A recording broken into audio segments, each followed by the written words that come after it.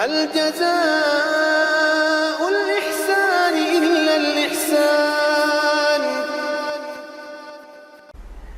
انسان جتنا بھی بڑا ہو جائے، مرد ہے یا عورت ہے، یاد رکھ لیں انصاف کا پہلو نہیں چھوڑنا چاہیے۔ جب انسان انصاف کا پہلو چھوڑتا ہے نا اور خود غرض بن جاتا ہے تو معاشرے کی برائیاں یہاں سے شروع ہوتی ہیں۔ اس دور میں، جس دور میں میں اور آپ جا رہے ہیں، جو ترقی یافتہ معاشرے اپنے آپ کو بتاتے ہیں کہ ہم ترقی یافتہ ہیں دنیا کے اندر اور ہم بہت بڑے دنیا کی اچھائیوں پہ انتہا پہ پہنچے ہوئے ہیں، ان معاشروں کے اندر جو ترقی یافتہ مرد ہیں، معاشرے ہیں، ان معاشروں کے اندر مردوں کی جتنی بری حالت ہے، واللہ عالم شاید جو چھوٹے ممالک ہوں شاید اس میں اتنی نہ ہو جتنے کہ ایک ترقی یافتہ ممالک میں آ کے مردوں کے برائی کی طرف جانے کے راستے ہوتے ہیں۔ ایک سے ایک بڑھ کے برائی کرنا، غیر عورتوں کے پاس جانا، یہ ایک عام سی بات بن گئی، ایک عام سی بات، جیسے کوئی بڑی بات ہے ہی نہیں کہ انسان جا کے نعوذ باللہ برائی کرے اور آ جائے۔ اس کو کوئی بہت بڑا گناہ ہی نہیں سمجھا گیا۔ اور ایک عورت کے ہوتے ہوئے، ایک بیوی کے ہوتے ہوئے کتنی عورتوں کے ساتھ ایک وہ تعلق جس کو اسلام نے ناجائز قرار دیا ہے وہ ہو جانا، یہ ایک عام سی بات۔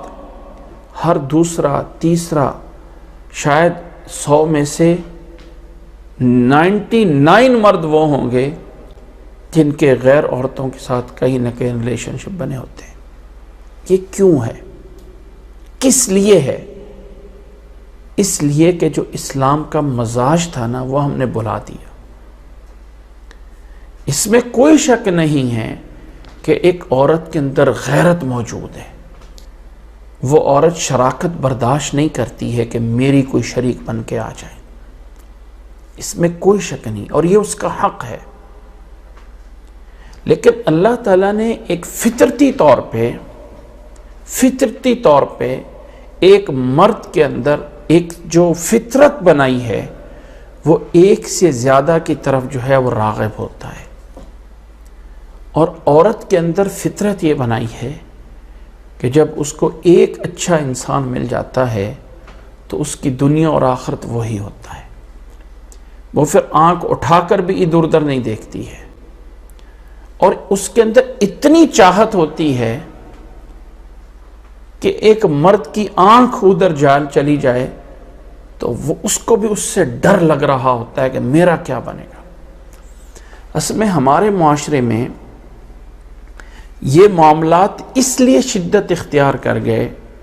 اس لیے بھی عورت کی طرف غیرت بڑھ گئی کہ اس کو یہ ڈر رہتا ہے اللہ نہ کرے کبھی جا کے مجھے اس خامن نے جدا کر دیا تو معاشرے میں میرا کیا بنے گا، میں برباد ہو جاؤں گی۔ جبکہ اللہ کے نبی صلی اللہ علیہ وسلم کے دور میں آپ صلی اللہ علیہ وسلم کی 11 بیویاں ہیں ٹوٹل، اور ایک وقت میں 9 بیویاں رہی ہیں۔ کوئی ایک صحابی بتا دیا جائے، کوئی ایک صحابیہ بتائی جائے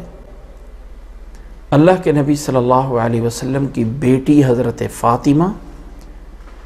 اور اللہ کے نبی صلی اللہ علیہ وسلم کی بیوی حضرت عائشہ رضی اللہ تعالی عنہا، ان 2 کے علاوہ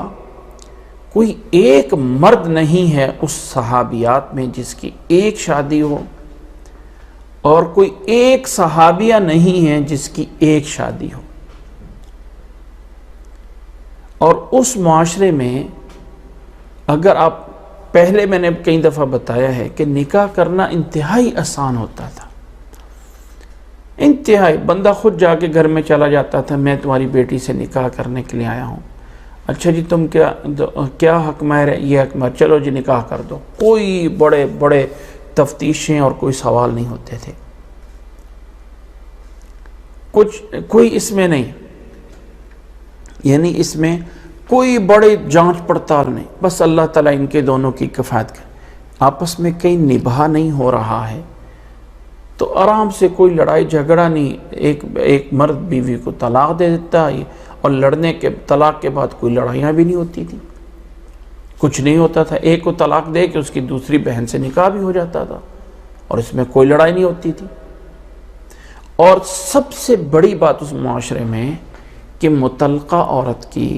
وہی ویلیو ہوتی تھی جو ایک کنواری عورت ہوتی تھی۔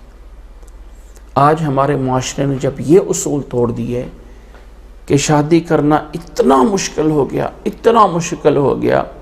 کہ 15 سے 20 سال لگتے ہیں شادی کے اسباب اور اس کے لیے چیزیں جمع کرنے کے لیے، اور اگر اللہ نہ کرے ایک عورت کو طلاق ہو گئی تو پھر اس کا معاشرے میں کوئی جو ہے وہ حق نہیں ہوگا، اس کو انتہائی برا سے برا سمجھا جاتا ہے، اس کے لیے کوئی دوسرا رشتہ لینے والا نہیں ہوتا ہے۔ یہ وجہ ہے کہ آج کل برائیاں عام ہیں۔ نبی صلی اللہ علیہ وسلم کے معاشرے میں فرمایا تم 2 عورتوں سے نکاح کر لو، 3 سے کر لو، لیکن یہ 2 یا 3 یا 4 کرنے کے لیے شرط انصاف لازم ہے۔ اگر ایک انصاف نہیں نہ کر سکتا تو اس کو کوئی حق حاصل نہیں ہے۔